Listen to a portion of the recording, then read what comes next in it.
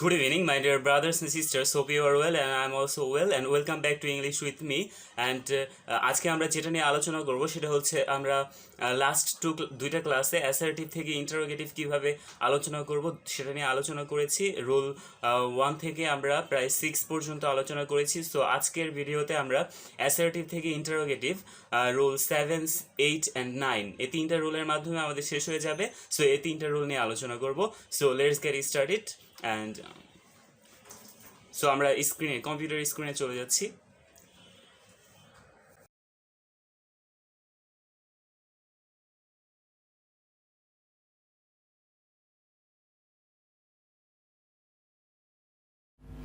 So আজকে আমরা rule 7 নিয়ে আলোচনা করব। সো রুল 7-এ দেখতে পাচ্ছি যে নো বডি, নান, নো যদি অ্যাসার্টিভ সেন্টেন্সে থাকে তাহলে ইন্টারোগেটিভ করতে হলে এদের পরিবর্তে হু বসবে, প্লাস বাকি অংশ বসবে এবং প্রশ্নবোধক চিহ্ন বসবে। একদম ইজি। সো আমরা উদাহরণে চলে যাই। যেমন দেখতে পাচ্ছি যে nobody could ever count my love for you. Okay, so এখানে নো বডি দেখতে পাচ্ছি, জাস্ট নো বডির স্থানে আমরা হু বসাবো আর বাকি যা আছে সেম তুলে দিব, একবারে ইজি। আর শেষে just interrogative note of interrogation বা প্রশ্নবোধক চিহ্নটা বসাবো। তারপরের উদাহরণে চলে যাই, সেটা হচ্ছে no one can do this, no one can do this. So এখানে নো ওয়ান এর পরিবর্তে হু বসাবো আর ক্যান ডু দিস যা আছে তাই, তারপরে প্রশ্নবোধক চিহ্ন বসাবো। সো এভাবে আমরা রুল 7টা করব, সলভ করে ফেলবো, একেবারে easy. Rule 7, just no body, none, no one, extra এগুলো যদি থাকে জাস্ট এগুলো উঠিয়ে দিব আর এগুলোর স্থানে আমরা জাস্ট হুকে বসাবো। সো এভাবে করলেই আমাদের অ্যাসার্টিভ থেকে ইন্টারোগেটিভ কমপ্লিট হয়ে যাবে। তারপরে আমরা দেখে আসি রুল 8। রুল 8টা আমরা কিভাবে সলভ করব সেটা দেখছি। দেয়ার যুক্ত অ্যাসার্টিভ সেন্টেন্সকে নিচের নিয়মে ইন্টারোগেটিভ করতে হয়। সো দেয়ার যুক্ত অ্যাসার্টিভ সেন্টেন্সকে নিচের নিয়মে ইন্টারোগেটিভ করতে হয়। সো দেয়ার ইজ নো এর পরিবর্তে হোয়াট বা হু বসে। আরেকটা জিনিস মনে রাখতে হবে যে দেয়ার ইজ নো এর পরিবর্তে কাকে বসাবো? হোয়াট বা হু বসাবো। তারপরে বসাবো ভার্ব প্লাস প্রদত্ত বাক্যের বাকি অংশ বসাবো প্লাস প্রশ্নবোধক চিহ্ন বসাবো। সো এভাবে করব আমরা। সো আমরা নিচে চলে যাই এক্সাম্পলে। There is no use of this law. So এখানে আমরা দেখতে পাচ্ছি যে দেয়ার যুক্ত অ্যাসার্টিভ সেন্টেন্স দেয়ার। সো আমরা কি করব? দেয়ার এর পরিবর্তে আমরা হোয়াট বা হু বসাতে পারবো। সো হোয়াট বসাবো দেয়ার এর পরিবর্তে। তারপরে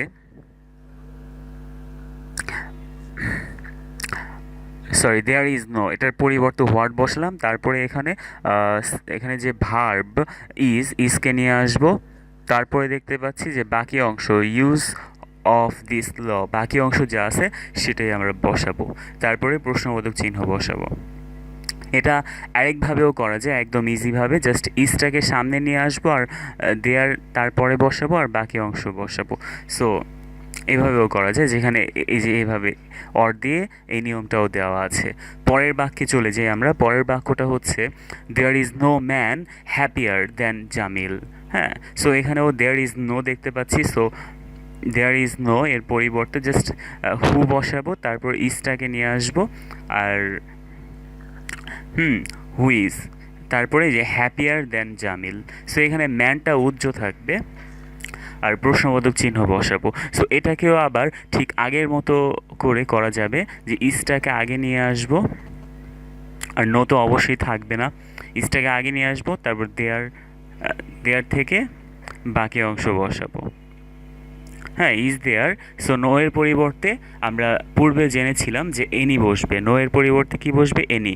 তাহলে এই নিয়মটা এখানে ফলো করা হয়েছে যে ইজটাকে পূর্বে নিয়ে আসা হয়েছে, তারপর দেয়ার, তারপর নো এর পরিবর্তে এনি, তারপর বাকি যা আছে তাই, আর শেষে প্রশ্নবোধক চিহ্ন বসানো হয়েছে। সো এভাবে আমরা করে ফেলবো।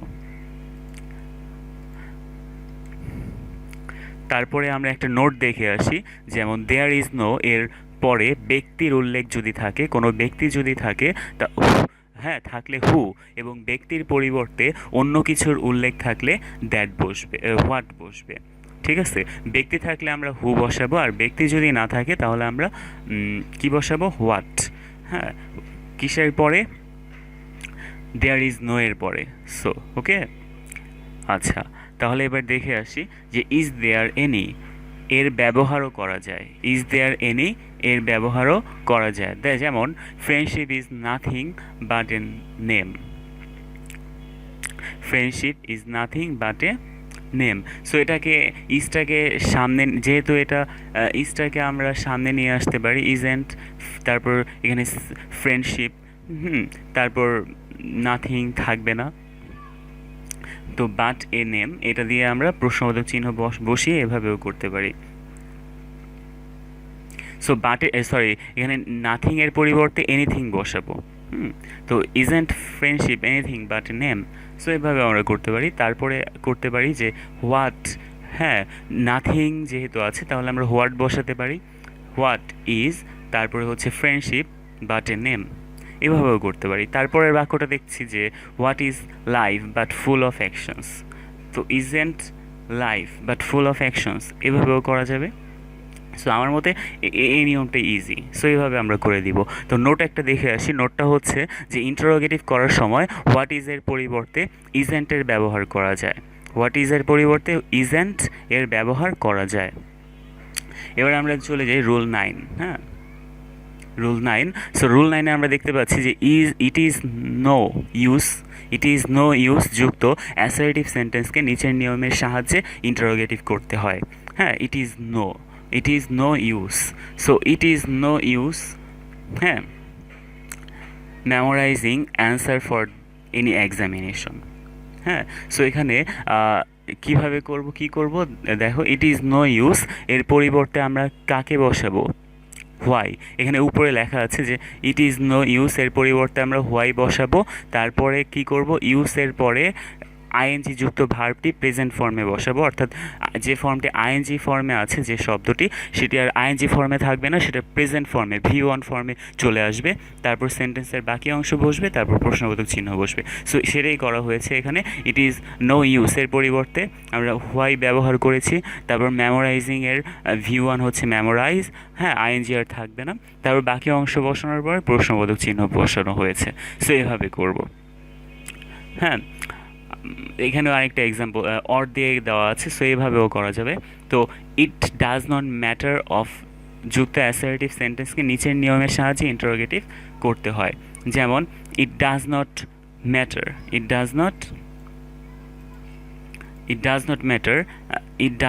ম্যাটার এর পরিবর্তে আমরা হোয়াট দো প্লাস পরের অংশ প্লাস প্রশ্নবোধক চিহ্ন বসাবো। যেমন ইট ডাজ ম্যাটার, হ্যাঁ, it does not matter if we lose the game. It does not matter if we lose the game. So it does not matter এর পরিবর্তে আমরা হোয়াট দো বসানো হয়েছে, তারপরে if we lose the game যা আছে তাই, আর প্রশ্নবোধক চিহ্ন বসানো হয়েছে শেষে। সো এভাবে আমরা করে ফেলবো অ্যাসার্টিভ থেকে ইন্টারোগেটিভ সেন্টেন্স। তো থ্যাংকস ফর ওয়াচিং, অ্যান্ড আজ এই পর্যন্তই। If you want to learn more something new and learn more and if you want to get new videos, please press the subscribe button and bell icon right next to it. ধন্যবাদ।